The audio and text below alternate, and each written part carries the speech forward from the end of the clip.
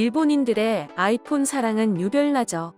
일본 시장에서 아이폰의 점유율은 무려 47.4%로 일본에서 아이폰은 2019년 한 해 동안만 1,400만 대 넘게 팔렸습니다. 반면 일본에서 삼성전자의 점유율은 고작 9%밖에 되지 않습니다. 도대체 전 세계에서 팔리는 삼성전자의 갤럭시는 사용하지 않으면서 일본인들은 특히 왜 이렇게 아이폰을 좋아하는 걸까요? 사실 여기에는 높은 이유가 있습니다. 먼저 일본인들이 한국산 제품을 좋아하지 않는다는 사실은 이미 잘 알려져 있죠. 스마트폰도 마찬가지로 일본인들은 삼성 제품을 별로 좋아하지 않습니다. 그래서 일단 삼성 제품은 아무리 질이 좋아도 살 수가 없는 거죠. 그러면 한번 일본 국산 제품을 생각해 볼까요? 일본의 스마트폰 제조사는 샤프, 소니, 후지츠 등이 있습니다. 그런데 여기서 나온 스마트폰을 쓸 수 있을까요? 안타깝게도 이들 기업은 몇 년 전 디자인과 기능을 자랑하며 사실상 국제 무대에서 경쟁력을 잃어 일본 내에서만 팔리고 있죠.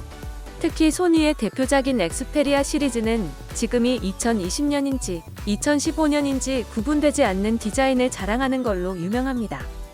그래서 일본인들도 차마 이런 자국 제품들을 쓰고 싶지는 않을 것 같습니다.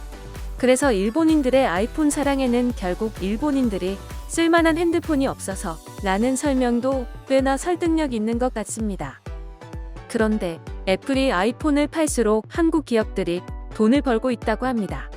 그 이유는 바로 아이폰을 만드는데 사용되는 부품 때문인데요. 아이폰 12를 구성하는 부품 중 무려 27%가 한국 부품이라고 합니다. 이는 이전 모델인 아이폰 11보다 9%포인트 상승한 비율입니다. 즉, 한국 기업이 없으면 아이폰 생산은 어림도 없고 아이폰을 만들 때마다 한국 기업이 돈을 벌게 되는 것이지요. 또한 여기에는 아이러니하게도 일본의 한국 기업에 대한 불매운동이 공헌했는데요. 아마 작년 일본 한국 제품 불매운동을 기억하실 겁니다. 일본이 한국의 핵심 부품들의 공급을 막은 건데요. 덕분에 한국 기업들은 일본 부품을 대체할 기술을 개발하게 된 것입니다.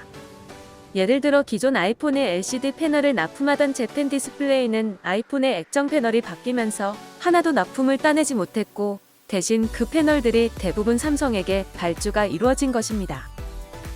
이에 일본 네티즌들은 이번 스가 내각의 평균 나이대를 생각해보면 이건 놀라운 일도 아니다.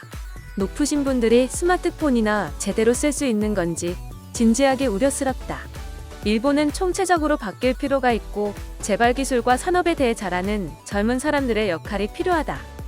일본이 강점을 가지는 분야는 전 세계에서 점점 줄어들고 있다. 이렇게 가다 보면 결국 일본은 그들이 잘해왔던 것들을 모두 잃어버리게 될지도 모른다.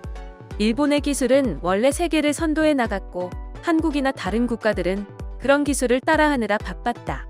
그러나 이제는 일본이 한국과 다른 나라들의 기술을 따라가야 하는 처지에 놓인 건지도 모르겠다. 지금 일본에게 무엇보다 필요한 것은 우리가 이미 뒤치렀다는 현실을 받아들이는 것이다. 그걸 받아들여야 변화를 시작할 수가 있다. 와 같은 반응을 보였습니다. 일본은 아직도 팩스와 도장을 사랑하고 언택트 시대에도 직접 결제를 위해 회사에 출근하는 문화가 남아있는 것으로 유명합니다.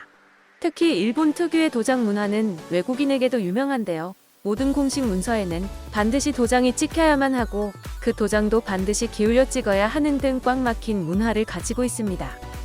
변화하지 않는다면 결국 도태될 수밖에 없는 것이 자연과 과학의 진리인 것 같습니다.